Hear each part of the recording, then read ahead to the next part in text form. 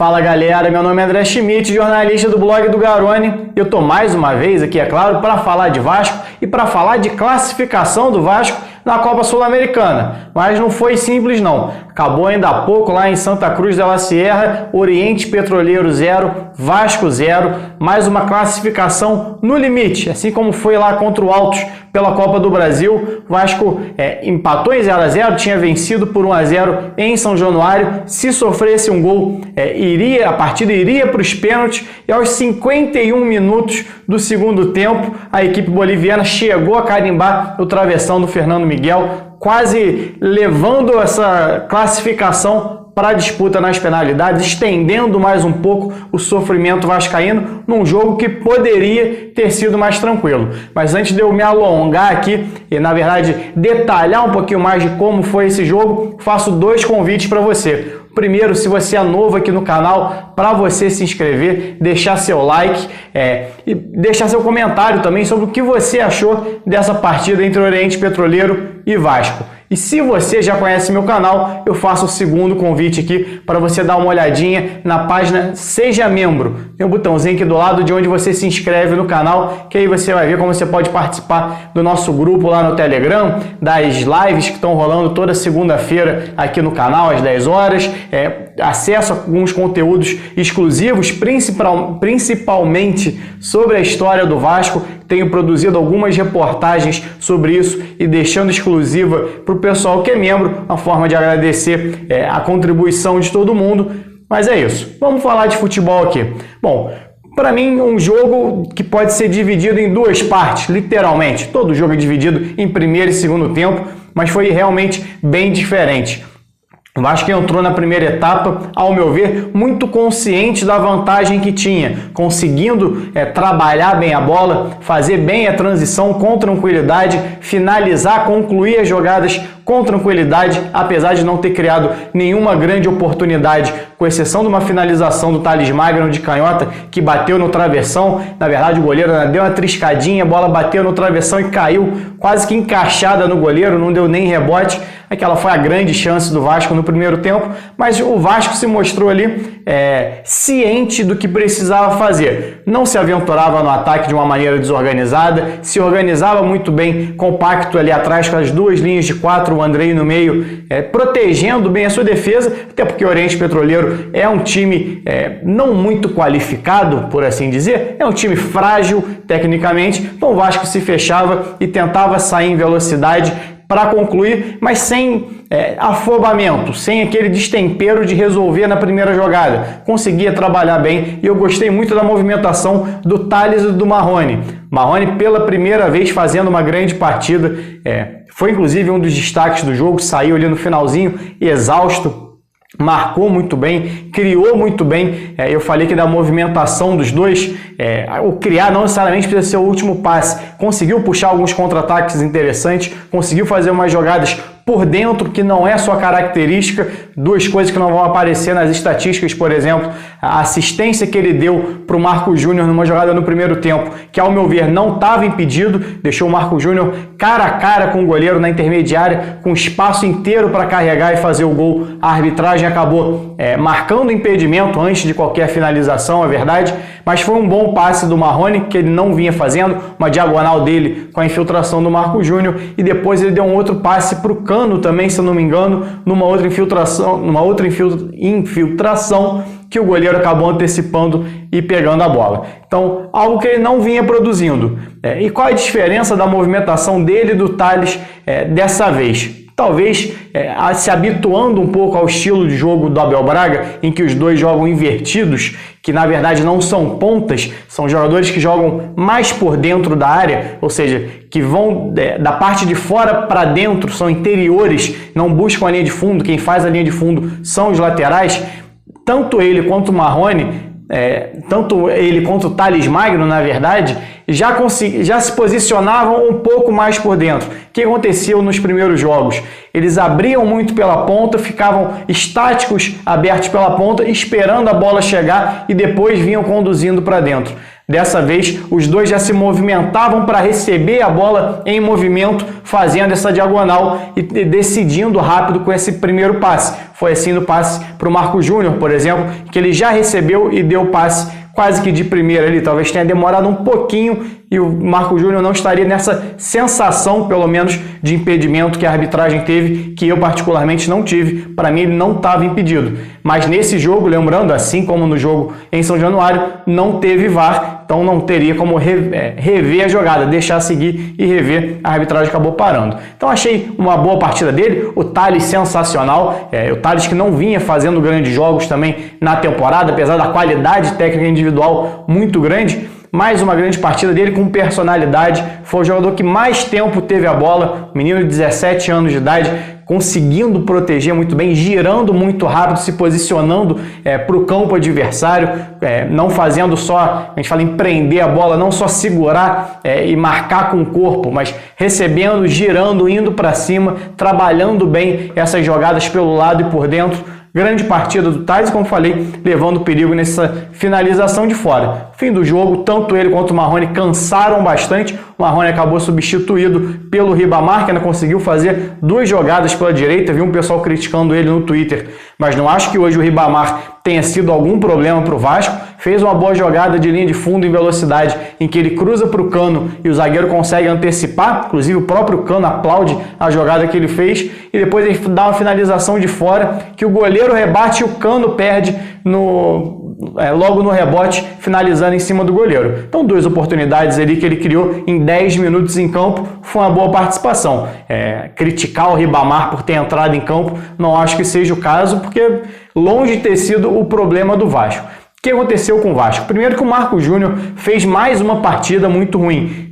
Chegou a ter uma oportunidade no primeiro tempo, sem goleiro, hesitou na hora de finalizar, dominou, depois deu passo para trás para o Marrone, que finalizou mal, e o Vasco não conseguiu concluir em gol como vinha concluindo, até com o Cano. O Cano praticamente não teve nenhuma grande chance, com exceção desse rebote que teve já no finalzinho da partida, ali já aos 42 minutos do segundo tempo, se eu não me engano.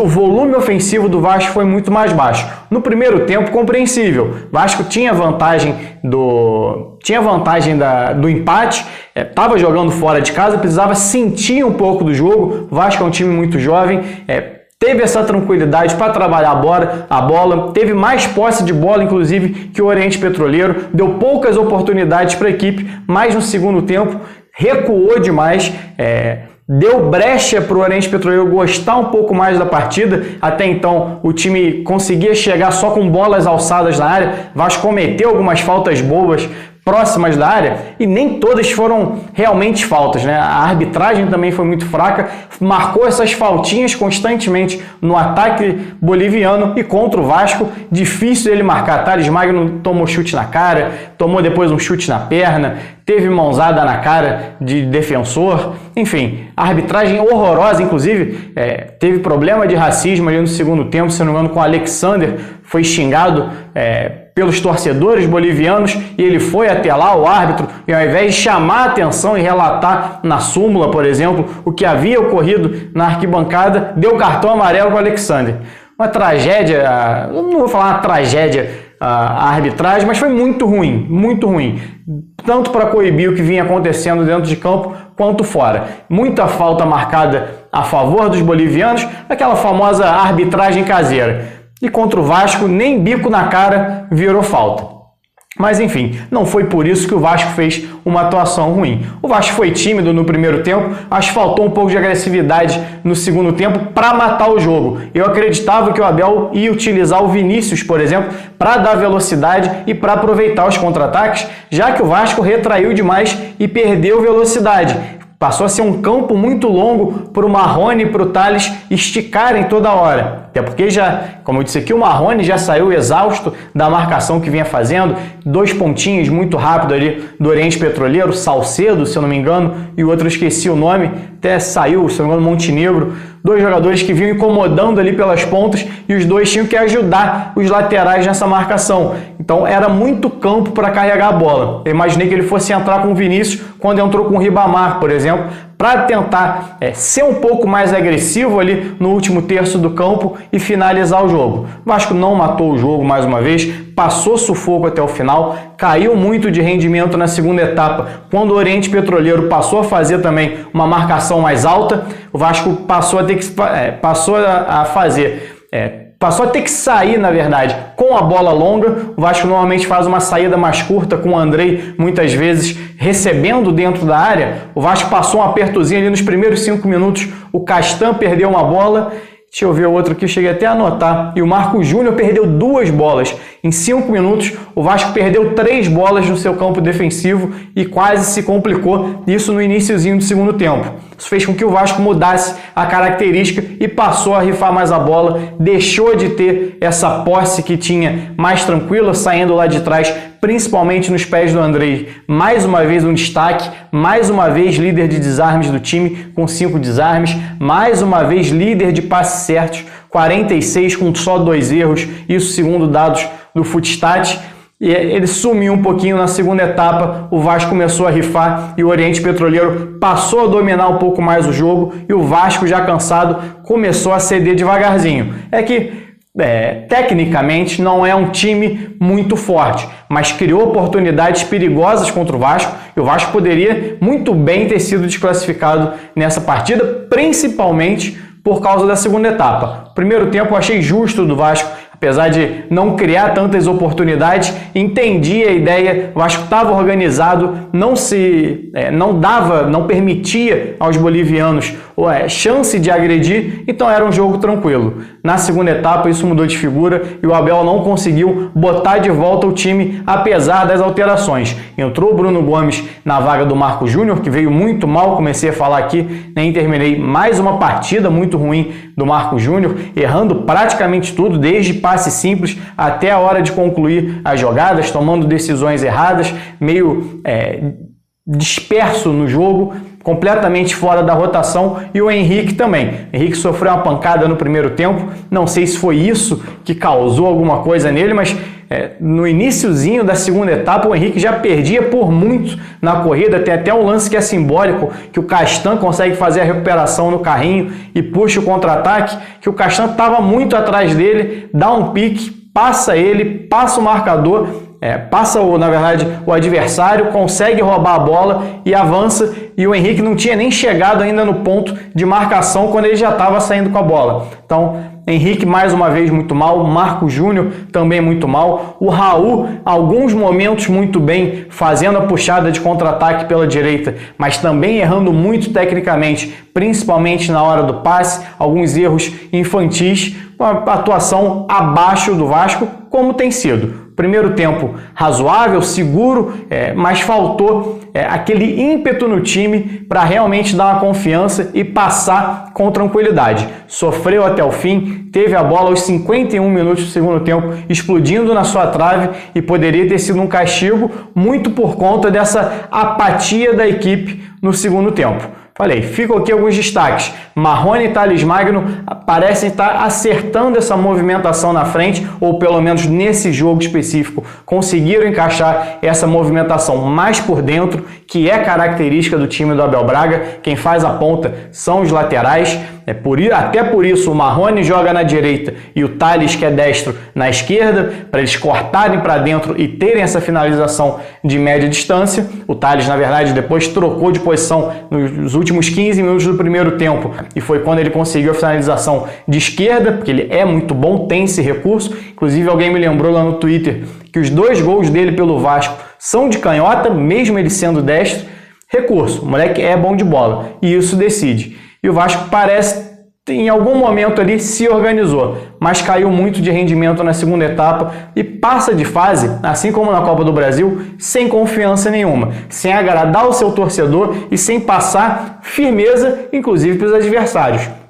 O Vasco hoje é um time frágil, inclusive para os outros. Isso anima, inclusive, quando vai ter confrontos diretos, dá uma certa tranquilizada nos outros adversários para enfrentar o Vasco, que não vem bem. Já fiz uma matéria recentemente, acho que eu já até falei aqui, se eu não me engano, na última live. O Vasco hoje tem o pior ataque do campeonato, entre os 20 times da Série A. É o time de pior média. Hoje ainda baixa um pouquinho mais, porque passou mais uma vez em branco. Então o Vasco tem sido muito inoperante nesse setor. Vamos ver se vai chegar reforços. Fiz um vídeo aqui falando a informação que eu tenho do Benítez ser hoje o principal alvo do Vasco. Já fiz um vídeo também analisando o Oroz e a expectativa fica em cima desses jogadores e da entrada do Guarim, porque realmente, da maneira que o Vasco está hoje, com o elenco que tem e com o time que vem atuando, dificilmente o Vasco vai muito longe, tanto na Copa do Brasil quanto na Sul-Americana, e ainda periga bastante quando começar a disputa do Campeonato Brasileiro. Bom, galera, minha análise é essa. Faço mais uma vez o convite para você se inscrever, para se tornar um membro aqui do canal também. Saudações e até a próxima.